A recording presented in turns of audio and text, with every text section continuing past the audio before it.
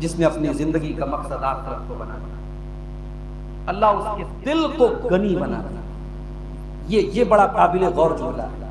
اللہ کے نبی یہ نہیں کہہ رہے مالدار بنا دے گا اللہ تعالیٰ، اس کی گارنٹی نہیں ہے، لیکن دل کا غنی کر دے گا آپ کو۔ اگر آپ کی زندگی کا ٹارگٹ آخرت ہے تو آپ کو کبھی یہ رونا نہیں رہے گا یار میرے پاس پیسہ نہیں ہے، مجھے یہ شکایت ہے، یہ شکایت ہے۔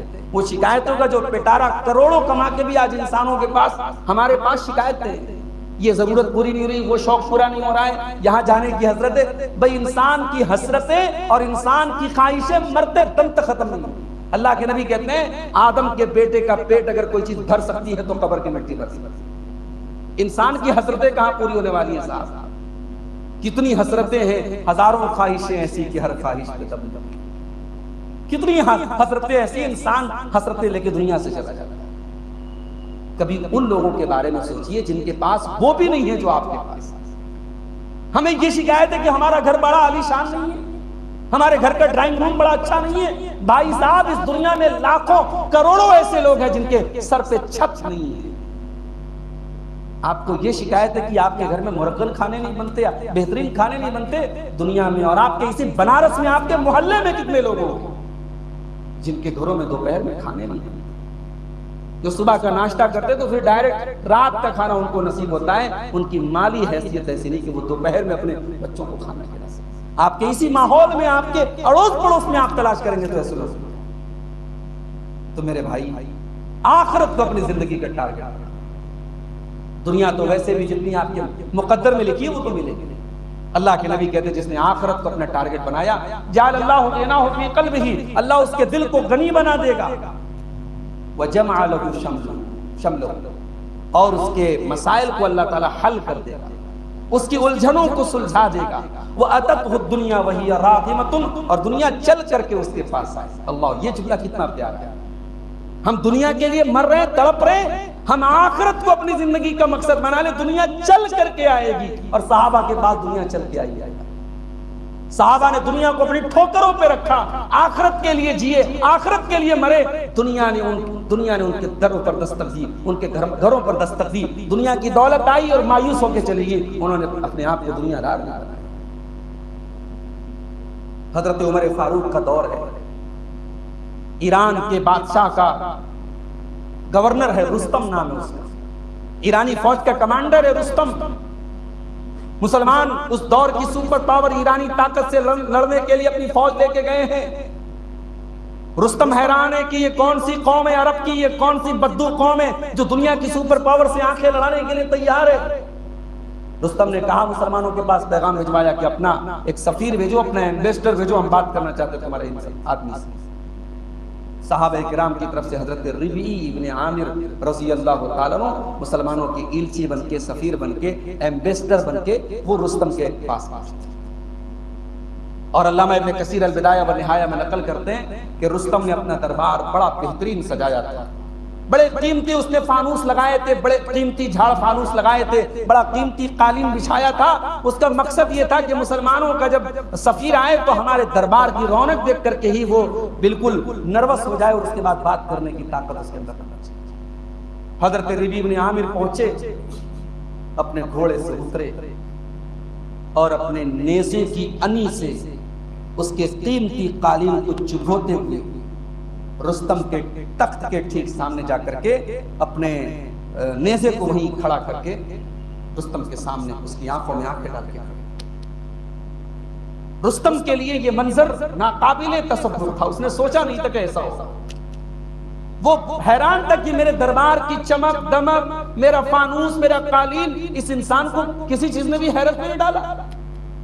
اس نے پہلا جملہ کہا، تم کیوں آئے ہو عرب سے چل کر کے، تم ایران کیوں آئے ہو، تم ایران کو کیوں فتح کرنا چاہتے ہو، تم سپر پاور سے کیوں لڑنا چاہتے ہو، کیا مقصد ہے تمہارا؟ حضرت ربیع ابن عامر نے 2 سینٹنس میں اسلام کا پورا مقصد بتا دیا۔ کہا اے رستم کان کھول کر کے سن لے، جئنا لنخرج العباد من عبادت العباد الى عبادت اللہ ومن ضیق الدنیا الى ساعت الاخرہ ومن جور الادیان الى عدل الاسلام۔ اے رستم، ہم اس لیے آئے ہیں تاکہ اللہ کے بندوں کو بندوں کی غلامی سے نکال کر کے اللہ کا بندہ بنا دیں. ہم اس لیے آئے تاکہ دنیا کو عدل و انصاف کی چھایا میں لے کے آ جائیں. دنیا کے مذاہب نے لوگوں پر ظلم و ستم ڈھایا ہے, ہم اسلام کی عدل و انصاف کی چھایا میں لے کے آ جائیں. ہم دنیا کی تنگیوں سے نکال کر آخرت کی کشادگی کی طرف لے کے آ جائیں. یہ ہے ہمارا مقصد. تو آج ہمارا نوجوان آخرت کو بھول کے بیٹھا ہے. یہ بہت بڑی پرابلم. اور پانچویں چیز, ہمارا نوجوان دین سے دور کیوں ہے؟ کیونکہ اسے جنسی مریض بنا دیا گیا ہے. 5 سال کی بچیاں اس سماج میں محفوظ ہیں. کچھ دنوں پہلے آپ نے بنارس کے ایک بہت بڑے اسکول میں ایک صفائی کرمی نے ایک چھوٹی معصوم بچی کے ساتھ ریپ کیا تھا. خبر آپ نے پڑھی ہوگی. معاملے کو دبا دیا. حالات یہ ہے میرے بھائی کہ بچیوں کے والدین اب پریشان رہتے ہیں کہ کچھ دنوں کے بعد اپنی بچیوں کو ہم کہاں بھیجیں, کس اسکول بھیجیں گے, کس ادارے میں بھیجیں گے. بچیوں کا گھر سے نکلنا دور ہوتا ہے.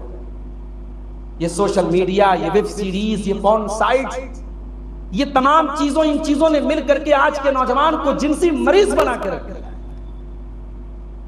اسلام کا پوائنٹ آف ویو بالکل کلیئر ہے. اسلام نے فطرت کے کسی قانون کی مخالفت نہیں کی. انسان کی تمام ضروریات کا اسلام نے پورا خیال رکھا ہے.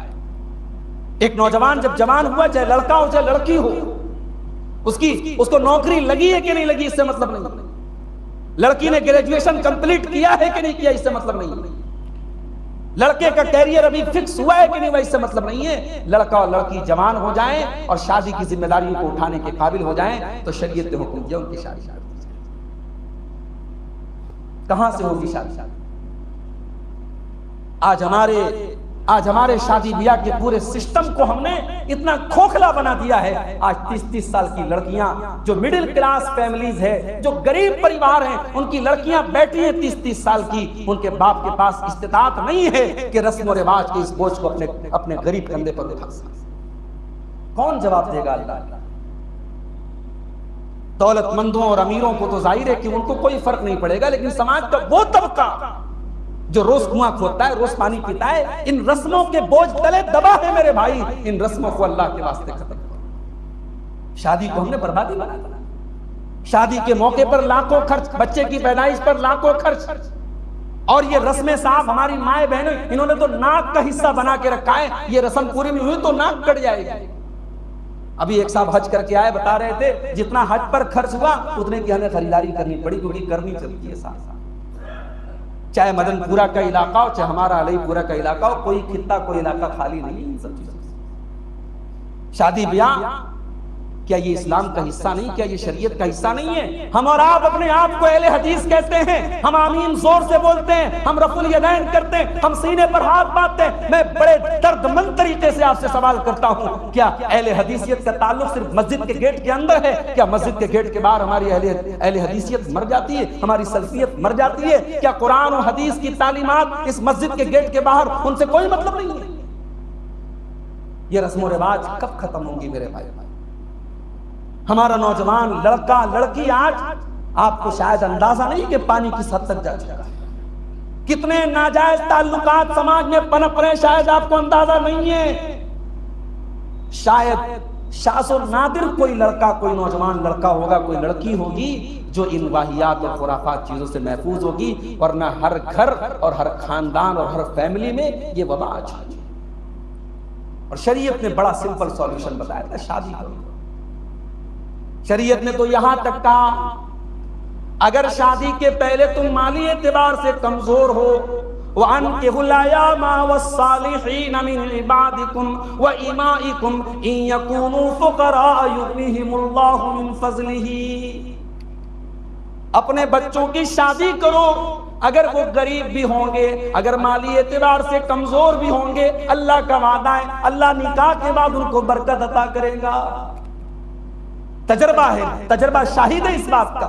جو غیر ذمہ دار تھے نکاح کے بعد ذمہ دار تھا, جو کم کماتے تھے زیادہ کمانے لگے, شادی کے بعد بیوی اپنے حصے کا رزق لے کے آئی, ان کی روزی روٹی میں اضافہ. اپنے بچوں کی صحیح وقت پر شادی کرو میرے بھائی, اور رسم و رواج کی پیڑیوں کو توڑنے کی کوشش کرو. میں ایک مثال آپ کو دیتا ہوں. اللہ کے نبی کے دور میں اگر کوئی کسی بچے کو اڈاپٹ کر لیتا تھا تو وہ اس کا سگا بیٹا مانا جاتا تھا.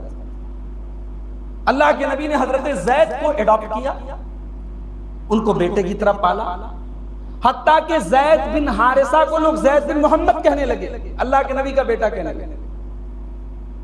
اب یہ عرب کی ایک رسم تھی کہ اڈاپشن کو وہ سگے بیٹے کی طرح سمجھتے تھے. اب بڑے غور سے سنیے گا میری بات، رسم و رواج کو نبی نے کیسے توڑا ہے ذرا آپ اس کا اندازہ لگائیں. حضرت زید کی شادی حضرت زینب سے ہوتی ہے، رشتہ جمتا نہیں ہے. حضرت زینب بڑے اونچے خاندان کی تھیں، حضرت زید بھی اونچے خاندان کے تھے، مگر غلام بن کر کے آئے تھے، اس لیے سماج میں ان کی حیثیت کمزور ہو گئی تھی. میاں بیوی میں جب اسٹیٹس کا فرق ہو تو رشتے کا چلنا بہت مشکل ہو جاتا ہے. اس لیے اپنے برابر اور اپنی حیثیت کے لوگوں سے رشتہ کرو. بہت اونچے لوگوں سے آپ رشتہ کریں گے تو شاید نہیں بنا پائے. حضرت زید اور حضرت زینب کے درمیان جوڑی جم نہیں پائی. اب حضرت زید آ کر کے اللہ کے نبی سے کہتے تھے، اللہ کے نبی آج زینب نے یہ کہہ دیا. اللہ کے نبی سمجھاتے تھے، بھائی ٹھیک ہے، میاں بیوی کے درمیان ہو جاتی ہوں، چلیے سنبھال کے چلو، گاڑی کو آگے بڑھاؤ. پھر اللہ کی طرف سے اللہ کے نبی کو بتا دیا گیا کہ اب زید اپنی بیوی کو طلاق دے دیں گے اور زینب سے ہم آپ کا نکاح کرائیں گے. اللہ نے کہا کہ ہم آپ کا نکاح کریں گے. اب اس سماج کے اعتبار سے یہ بہت بڑی بات تھی. زید اللہ کے نبی کے بیٹے کی حیثیت سے جانے جاتے تھے. اب ظاہر ان کی بیوی تو اللہ کے نبی کی بہو کی حیثیت سے جانی جا رہی ہے، اور اللہ تعالیٰ نے اپنے نبی کو یہ حکم دیا کہ زینب کی طلاق کے بعد آپ کا نکاح زینب سے. اب اللہ کے نبی کے لیے یہ بہت چیلنجنگ ٹائم تھا، یہ بڑی کریٹیکل سچویشن تھی اللہ کے نبی کہ زینب سے مجھے نکاح کرا. اب جب حضرت زید آتے تھے اور اللہ کے نبی سے مشورہ مانگتے تھے تو اللہ کے نبی کی کیفیت یہ تھی کہ اوپر سے آپ کہتے تھے یار سمجھا بجھا کے گاڑی چلی، لیکن دل میں آپ کا یہ تھا کہ اب تو مجھے شادی کرنا ہے زینب سے. اب یہ جو سچویشن تھی اللہ نے قرآن میں اس کو نقل کیا سورہ احزاب میں، وَإِذْ تَقُولُ لِلَّذِي أَنْعَمَ اللَّهُ عَلَيْهِ وَأَنْعَمْتَ عَلَيْهِ أَمْسِكْ عَلَيْكَ زَوْجَكَ وَاتَّقِ اللَّهَ. اے نبی یاد کیجئے جب آپ زید سے یہ کہہ رہے تھے کہ اے زید تو اللہ سے ڈر اور اپنی بیوی کو اپنے نکاح میں باقی رکھ. وَتُخْفِي فِي نَفْسِكَ مَا اللَّهُ مُبْدِيهِ. اور اے نبی آپ اپنے دل میں وہ بات چھپا رہے تھے جس کو آگے چل کر کے اللہ ظاہر کرنے والا تھا. وَتَخْشَى النَّاسَ وَاللَّهُ أَحَقُّ أَن تَخْشَىٰ. اور آپ لوگوں سے ڈر رہے تھے جبکہ اللہ تعالیٰ زیادہ ڈرنے کا حقدار ہے.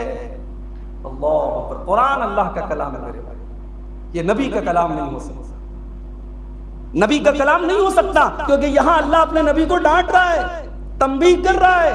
نبی کا کلام ہوتا تو نبی قرآن کے اندر یہ آیتیں تو نہ رکھتے نا. نعوذ باللہ.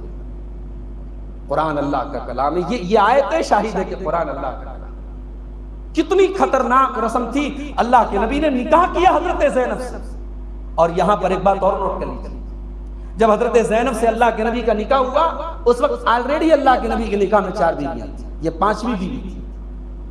لوگوں کو اس پر بھی اعتراض ہوا کہ سارے مسلمانوں کے لیے تو 4 بیویوں تک کی اجازت ہے اور محمد صلی اللہ علیہ وسلم 5ویں بیوی سے شادی کر رہے ہیں، اور پھر اپنے منہ بولے بیٹے سے کی لڑکی سے بیوی سے شادی کر رہے ہیں.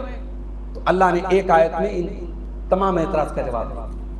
ما کان محمد ابا احد من رجالکم ولکن رسول اللہ وخاتم النبیین.